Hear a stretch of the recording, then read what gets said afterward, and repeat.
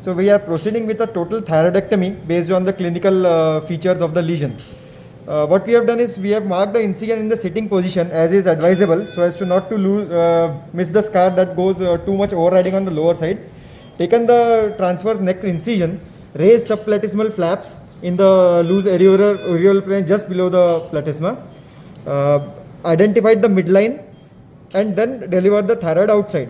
Then we have taken the middle thyroid vessels here and tried to rotate the thyroid laterally. Here we'll see, have a look at the relation of external branch of superior laryngeal nerve at the superior pole of thyroid. So before proceeding for the dissection of the upper pole, I always prefer to take and tackle the middle thyroid vessels as the first step. Here we see the right lobe of thyroid is how it's tethered by the right middle thyroid vessels, which I have hooked over the artery forceps. So once I ligate these right middle thyroid vessels, we see how mobile the thyroid lobe becomes, and it's free to be rotated, and I can actually climb over the lobe to find the superior pole, which will make my identification a lot easier. So once I have done that, then I move towards the superior pole and try to identify the Jolls triangle, as we will see now. Thank you.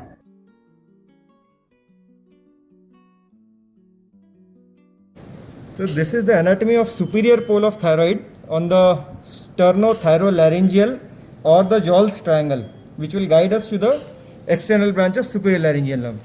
This we have in the thyroid holding forceps, we have held the superior pole of thyroid, retracted it downwards and outwards.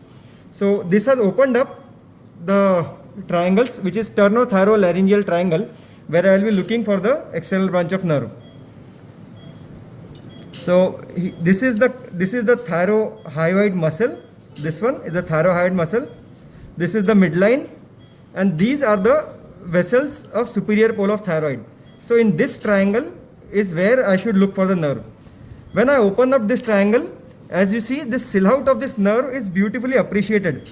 This one, this nerve is crossing over here, this white silhouette. So that is the nerve that I am looking to preserve. Is it appreciable here? Sorry, this one. So we will have a closer look at the anatomy of the Jolls triangle, which is the house of external branch of superior laryngeal nerve. So this is the thyroid dissection on the left side. We see this is the superior pole of thyroid, the vessels on the superior pole of thyroid. It has been reflected laterally. This is the cut end of thyrohyoid muscle. This is the midline, and this, as we see, is the external branch of superior laryngeal nerve, or the tuning fork of larynx, This is the nerve. So this is lying over the cricothyroid muscle.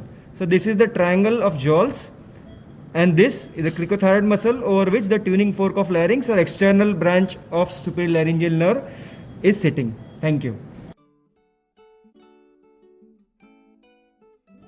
So once we have identified the external branch of superior laryngeal nerve, it is safe for us to clamp the superior thyroid vessels. It is best to ligate them as close to the thyroid as possible so as to avoid injury to the nerve. Once the nerve is identified, we must identify the vessels close to the superior pole of thyroid and ligate them individually. So when we ligate it this way, we are at minimum risk of injuring the nerve. Also, once we see and apply our clamps at the vessels properly, we are at minimum risk of leaving behind residual thyroid tissue in the area of superior pole. Because leaving behind residual thyroid tissue in this area would be detrimental in cases of malignant thyroid diseases. Hence, it is very important to isolate the vasculature at superior pole and ligate it under direct vision away from the nerve and close to the thyroid, but at the same time taking care not to leave behind any residual thyroid tissue in the region. Thank you.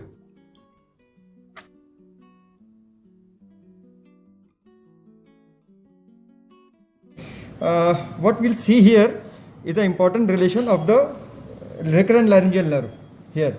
We have almost completely dissected off the thyroid everywhere. It's just in the area of superior recurrent laryngeal nerve that will we see this small attachment.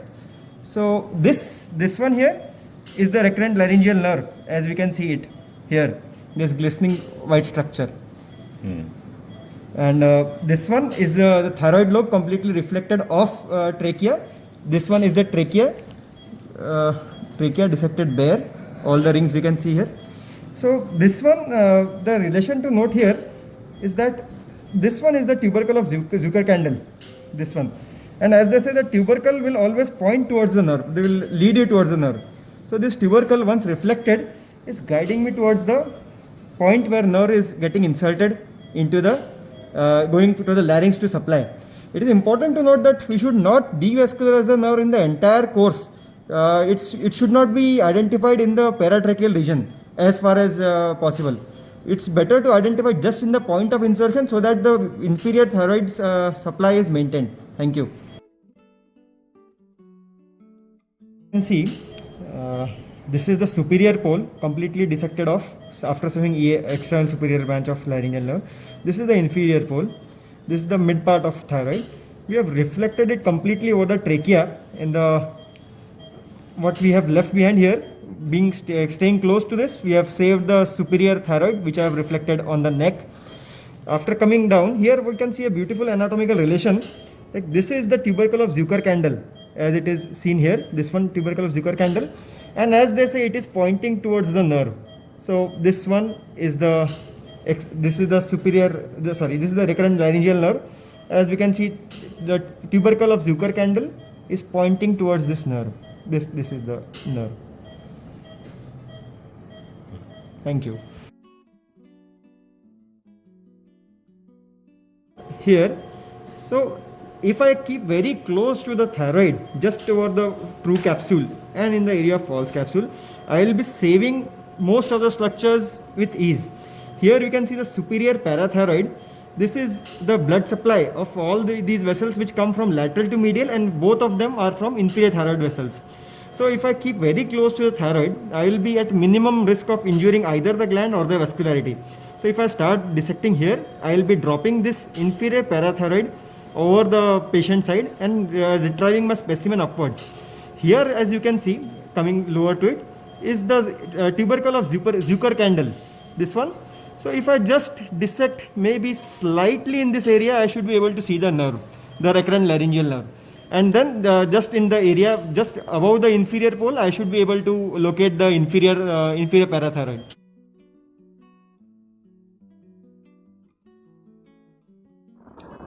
Here we are having a look at the right side tracheoesophageal groove area under the thyroid lobe.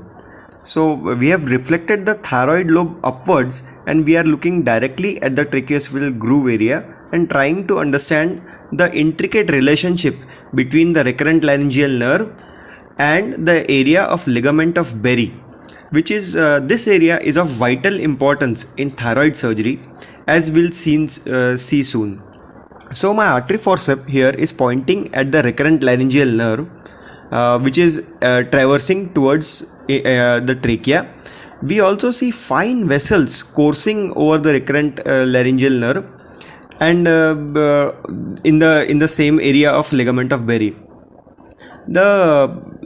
This relation is so intricate that one has to be very meticulous and very patient while doing this dissection, because if this dissection is inadequate, then the surgeon runs the risk of leaving behind residual thyroid tissue in this area. If he takes too much of superficial cuts, then residual thyroid tissue is likely to be left behind in this area, which is not advisable in cases of malignant thyroid diseases.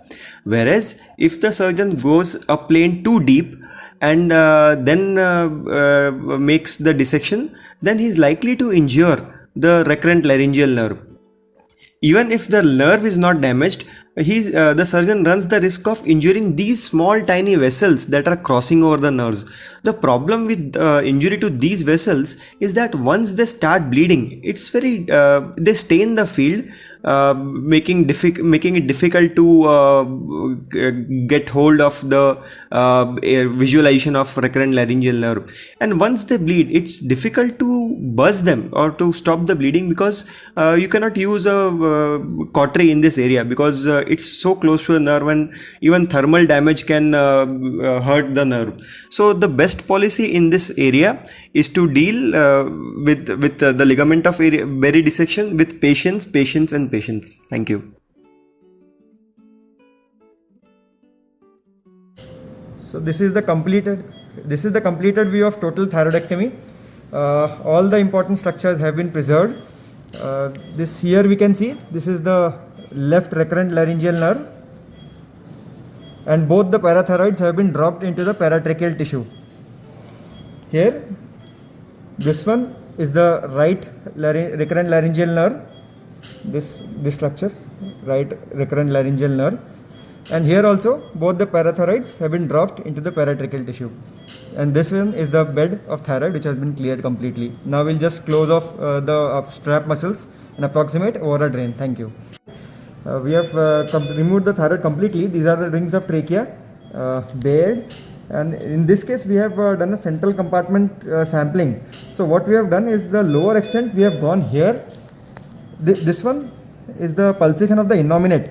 So we have gone just over the till the mediastinum upper edge till the innominate. We have cleared all of this sampling for tissue for nodal sampling.